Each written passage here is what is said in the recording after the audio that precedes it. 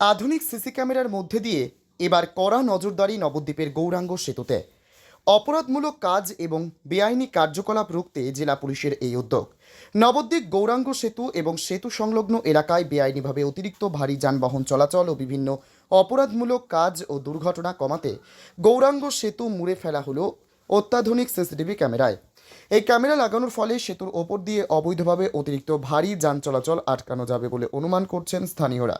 দীর্ঘদিন ধরে গৌরাঙ্গ সেতুর ভগ্নপ্রায় দশা রয়েছে। বেশ কয়েক মাস আগে সেতুর একাংশ কিছুটা ক্ষতিগ্রস্ত হয়, যদিও সাময়িকভাবে সেটি মেরামত করা হলেও এখনও সেতুর সার্বিক অবস্থা পুরোপুরি ঠিক হয়নি। উপরন্তু এই সেতুর উপর দিয়ে বিশেষ করে রাতের বেলা অতিরিক্ত ভারী যানবাহন চলাচল করায় সেতুর অবস্থা আরও সংকটজনক হয়ে উঠেছে। তাছাড়াও নবদ্বীপ সংলগ্ন গৌরাঙ্গ সেতুর শুরুর দিকে গড়ে উঠেছে দুপাশে বেশ কিছু দোকানপাট, যেখানে সন্ধে হলেই চলে তরুণ প্রজন্মদের দেদার আড্ডা। সেই সমস্ত জায়গাতেও একাধিক সময় অভিযোগ ওঠে বেশ কিছু দুষ্কর্মের। সেই সমস্ত বিষয় এড়াতে এবং সর্বোপরি পথচলতি সাধারণ মানুষের সুরক্ষার জন্য এই ক্যামেরা বসানো হয়েছে বলে জানা যায় পুলিশ প্রশাসন সূত্রে।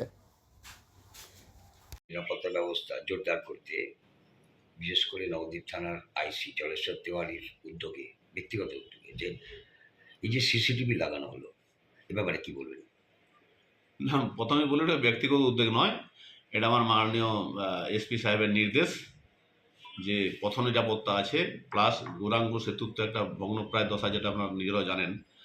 তাতে যে হেভি ওয়েট গাড়ি যাচ্ছে মাঝে মধ্যে, তো সেগুলো ডিটেক্ট করা, প্লাস ওখানটায় গৌরাঙ্গ সেতুর যে দুই পারে যে মানে জনগণ সন্ধ্যাবেলায় দাঁড়িয়ে থাকে, সেখানে অনেক রকম দুষ্কর্ম হয়, সেটা ডিটেক্ট করা, প্লাস অ্যাক্সিডেন্ট থেকে মানে রক্ষা করা, কোনো কিছু হতে গেলে যাতে আমরা ডিটেক্ট করতে পারি, এগুলা দরকার আছে। এবং যার জন্যই বড় সাহেব এটা আমাদেরকে নির্দেশ দিয়েছেন, এবং বড় সাহেবের নির্দেশ মতো এই কাজটা হচ্ছে। কটি ক্যামেরা বসছে? আপাতত 3টা বসাচ্ছি, মাঝে একটা থাকবে, দু সাইডে 2টো থাকবে।